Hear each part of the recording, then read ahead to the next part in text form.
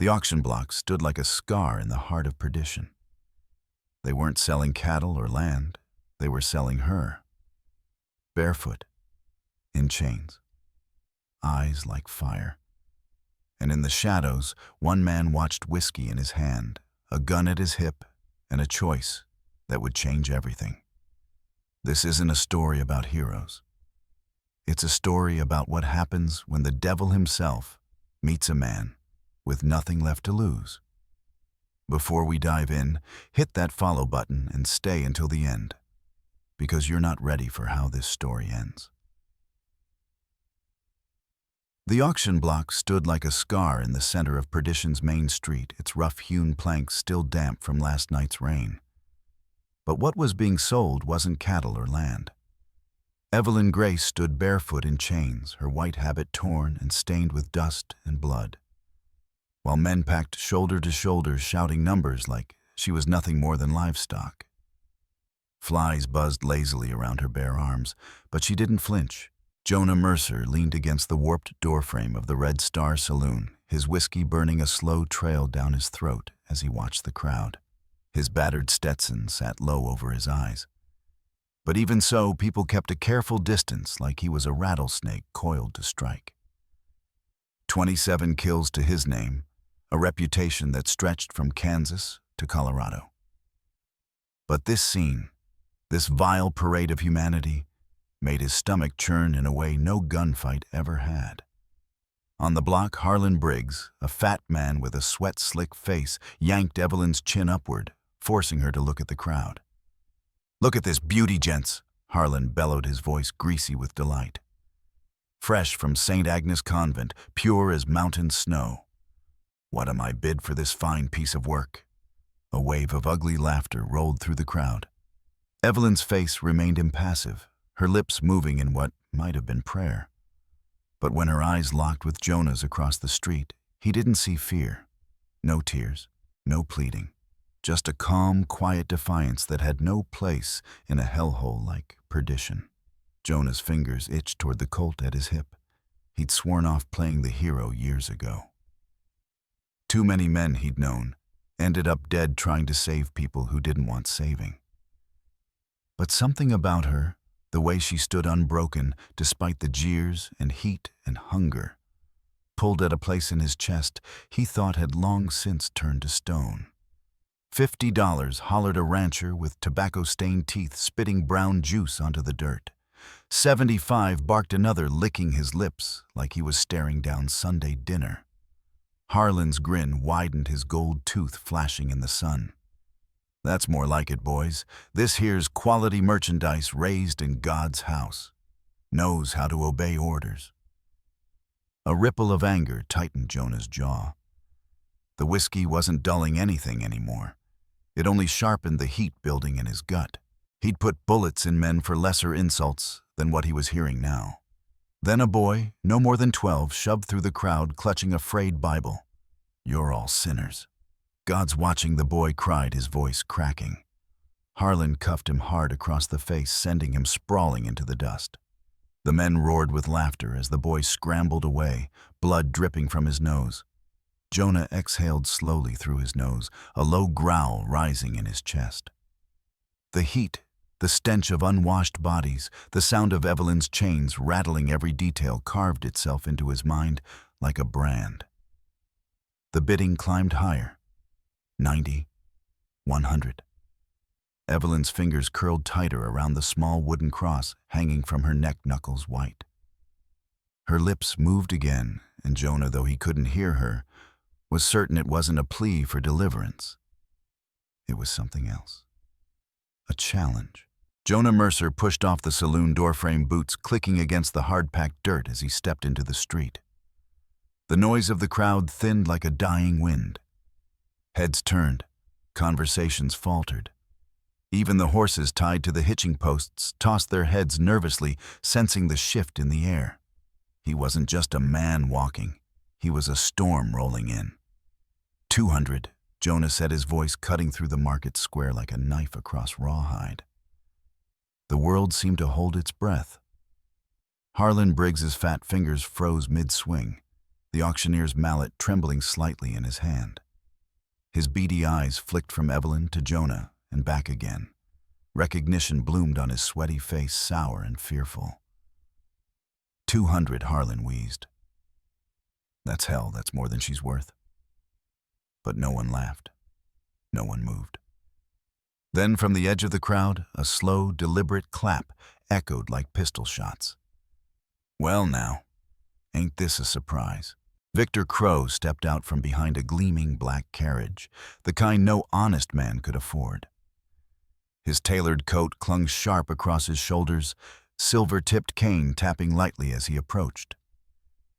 Gold teeth glinted as he smiled, but the warmth never reached his eyes. They were pale and flat, like ice over a frozen lake. Jonah's gut tightened. Crow was the kind of man who didn't need to draw his own gun. He owned the hands that did the killing for him. And he owned perdition, or at least acted like it. Jonah Mercer Crow drawled. Last I heard, you'd crawled into a whiskey bottle in Colorado and died there. Yet here you are, throwing money around like some white knight. He leaned on his cane, his voice carrying easy over the hushed street. Or maybe you've forgotten how the world works. Nothing's free out here, not women, not mercy. Evelyn's lips stopped moving. For the first time, the quiet dignity in her eyes trembled just slightly as she looked between Jonah and Crow. 500, Crow said, voice low and dangerous. A convent girl ought to fetch at least that much, don't you think?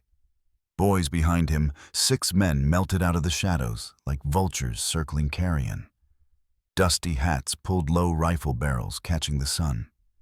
The townsfolk shrank back further, making space as tension snapped taut in the air. Jonah's fingers hovered near his Colt. He wasn't here to play savior, but something about Evelyn graced. The way she stood there in chains unbroken burned through the walls he'd built around his heart. Crow's grin widened. What's wrong, Mercer? You're 200 too light for this kind of prize? Jonah's jaw worked. His whiskey buzz was gone, replaced with a sharp, cold clarity he hadn't felt in years. He'd killed for less insult than this. Before he could speak, Evelyn raised her head. Her voice floated across the crowd, soft but clear. Please, don't let him take me. 4 words. That was all it took to light the fuse. Please, don't let him take me. Before the guns are drawn and hell breaks loose, hit follow now to stay in this fight till the very last shot. And drop a comment, what would you do if you were standing in Jonah Mercer's boots? The air in Perdition's main street thickened hot and heavy, like the moments before a lightning storm. Dust swirled around Jonah's boots as he took another step toward the auction block. Crow's 6 men shifted in the shadows, hands brushing their gun belts. The crowd, sensing the inevitable, began to pull back further, pressing against doorways and ducking into alleys. A few unlucky souls were trapped in place, too afraid to move, too curious to look away. Evelyn's fingers curled tighter around the wooden cross at her neck. Her lips moved again, silent prayers carried on the dry wind, but her eyes stayed fixed on Jonah. There was no fear there now, only something sharper, something that burned like a blade. Jonah's throat felt tight. He remembered eyes like that, once before his sister Mary's staring up at him from a burning house he'd been too late to save. Not this time. The rancher with the tobacco-stained teeth spat and muttered, Ain't worth it, Mercer. Ain't no sense dying for a woman that don't even know your name. Jonah ignored him. His hand rested on the worn leather grip of his Colt thumb, caressing the hammer like an old friend. 700, Crow's voice cut through the stillness like a whip crack. Jonah felt the weight of the coin pouch at his belt. $250. Every cent he had to his name. Against Crow's money and his 6 dogs of war, Jonah's odds were worse than thin. But Evelyn's quiet voice floated to him again. Please, don't let him take me. Something inside Jonah Mercer broke. He remembered a lesson his father once snarled through whiskey fumes. You can't save the world, boy. Try and it'll chew you up and spit you out. Jonah's lips twisted into a hard smile. Yeah, well, I've been chewed before. His hand flashed and steel whispered from his holster. The barrel of his Colt leveled straight at Harlan Briggs's forehead. The fat man froze mid-breath, sweat running down the folds of his neck. Jonah's voice was low, but carried across the street like a church bell. Auction's over. A collective gasp rippled through the crowd. The rancher cursed under his breath. A baby began crying in the distance, its thin wails cutting through the silence. Crow didn't move, didn't blink. His pale eyes locked on Jonah, and for the first time the smile slipped from his face. You sure you want to play this game, Mercer? He asked, his tone soft, but coiled like a rattler ready to strike. Jonah didn't answer. His focus stayed fixed on Briggs, whose shaking hands gripped the mallet like it was a holy relic. One wrong move now, and perdition would run red. One wrong move now, and perdition would run red. Before we step into the fire, hit that follow button so you don't miss what happens next. And tell me in the comments, would you stand your ground like Jonah Mercer or walk away and save yourself? The silence that followed was thick enough to choke on. Harlan Briggs stood frozen on the auction block, his sausage fingers still gripping the mallet as though it were the only thing tethering him to this world. The crowd didn't breathe. Even the horses tied along the street shifted nervously, hooves scraping against the hard-packed dirt.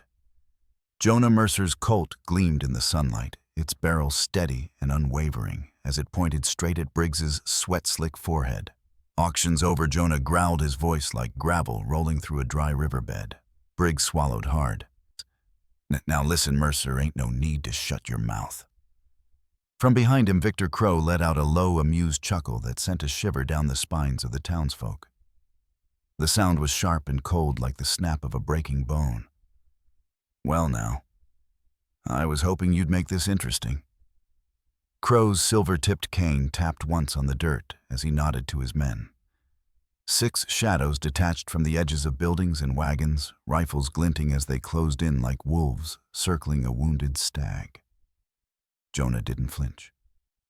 His eyes never left Briggs, but his peripheral vision caught every movement, the shifting boots, the cocking hammers, the gleam of steel. His pulse was steady, but deep in his gut he knew the math. 6 against 1. No. 7. Crow wasn't the type to stay clean if things got dirty. Evelyn Grace's voice cut through the tension, soft, yet sharp enough to make even Crow's smile falter. Don't do this, she said. He's not worth the blood you'll spill. Jonah risked a glance at her. Chains rattled as she stepped forward on the auction block, her torn habit fluttering in the breeze. The calm in her eyes had cracked just a little, but there was fire there too. Don't let me be the reason you die here, she whispered. Jonah's jaw tightened. He didn't answer. He couldn't. Crow took a step closer, that predator's grin never leaving his face. You know, Mercer, he said, voice like poisoned honey. I almost admire it. That old-fashioned code you gunslingers cling to. Protect the girl. Play the hero. It's noble. Stupid as hell, but noble. Crow raised a hand. Kill him. The first shot came from Crow's left flank. Jonah's reflexes kicked in. He shoved Briggs backward into the dirt and dove behind a nearby water trough as bullets tore through the space where he'd stood. Wood splintered. Dust exploded. Take him alive, Crow shouted. I want him to watch what I do to his nun. Jonah rolled to his right, firing twice. One of Crow's men went down screaming, clutching his leg. Another ducked behind a wagon, returning fire. Evelyn dropped to her knees on the auction block, her hands clutching the wooden cross at her neck. Her lips moved in prayer, but then her voice rose clear and unshaken, cutting through the chaos. Amazing grace, how sweet the sound. The gunfire faltered. For half a heartbeat, Even killers hesitated, caught off guard by the hymn rising in the middle of the gunfight. Jonah didn't waste the moment. He vaulted over the trough, Colt blazing, and put another man in the dirt. But there were too many. He was outgunned, outnumbered. And worse, Crow hadn't even drawn yet. E5. The hymn died on Evelyn's lips when Harlan Briggs lunged for her, his face a mask of desperation and sweat. One fat hand grabbed the chain binding her wrists, yanking her toward him. In the other, he drew a palm-sized derringer from his coat, pressing its cold steel barrel hard against her temple. "Don't move! Mercer," Briggs' screamed voice cracking. "Or I paint the street with her brains." Jonah froze mid-step, his Colt halfway raised. Evelyn's breath came quick and shallow, but her eyes locked on his. No fear, no pleading, just that same impossible calm she'd shown on the auction block. Crow's laughter echoed off the building, sharp and cruel. "Smart choice, Mercer. Now drop the gun and we can discuss terms like civilized men." Jonah felt sweat roll down his back. Every instinct screamed at him to fight, but the derringer at Evelyn's head made the decision for him. He'd failed a woman once before by choosing violence over patience. Not again. Slowly, he lowered his Colt to the dirt. Excellent, Crow purred, stepping forward. "Now kick it away." Jonah's boot sent the Colt skidding across the street out of reach. Crow's grin widened, gold teeth flashing.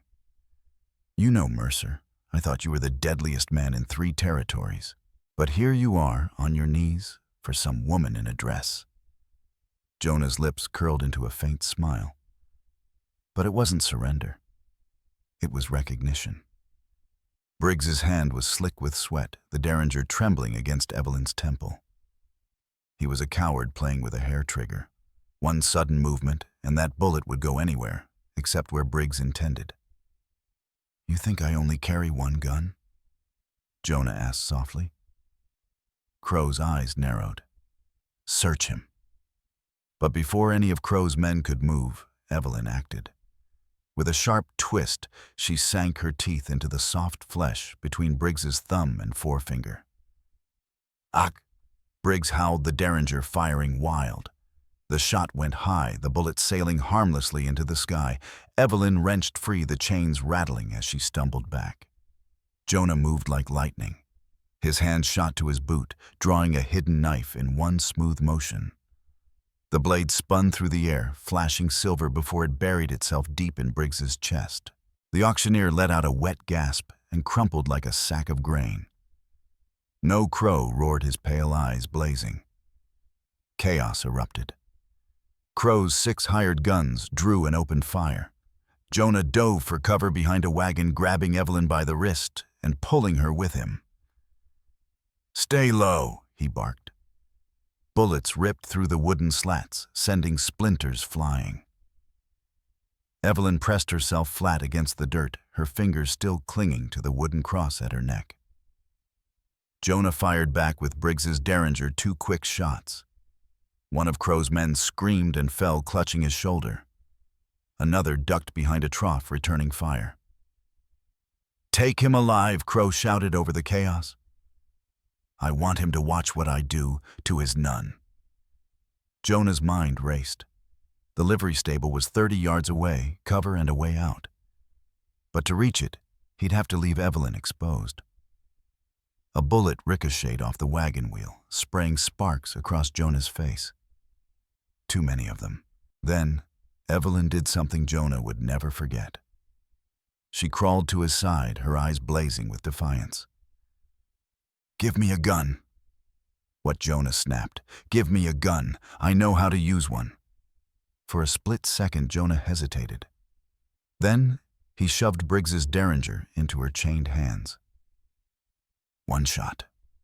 Make it count." Evelyn nodded, her grip steady despite the tremble in her shoulders. At its core, this story is not just about gunfights, betrayal, or redemption.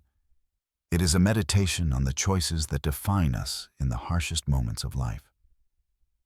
Jonah Mercer. A man haunted by his violent past faces a moral crossroad when he sees Evelyn Grace, a woman of faith, being sold like cattle. His decision to intervene, though reckless and dangerous, speaks to a universal truth. Even the most broken souls can rise above their sins when confronted with injustice. The story's emotional power lies in its contrasts. Evelyn's fragile appearance against her inner steel. Jonah's deadly reputation clashing with his instinct to protect. And Victor Crow's cold ruthlessness revealing the darkness humanity is capable of. When Evelyn begins singing Amazing Grace in the midst of gunfire, it's not just a hymn, it's a desperate act of defiance that reminds even hardened killers of their own humanity. This moment is a powerful touchpoint symbolizing hope, piercing through violence. Another profound theme is the struggle between who we were born to be and who we choose to become. Evelyn's transformation from a cloistered nun to a woman willing to take up arms challenges the listener to reflect: are we defined by our past or by the courage to change? Jonah's journey echoes the same, showing that redemption often requires sacrifice. In the end, this is a story about faith, not just in God, but in people. It asks us, when all seems lost, will you stand by and let evil win, or will you risk everything to protect what is good? This tale resonates because it reminds us that even in a cruel world, compassion and courage can still light the way. Think it can't get any worse. You're not ready for what happens next. Tap to watch the next episode.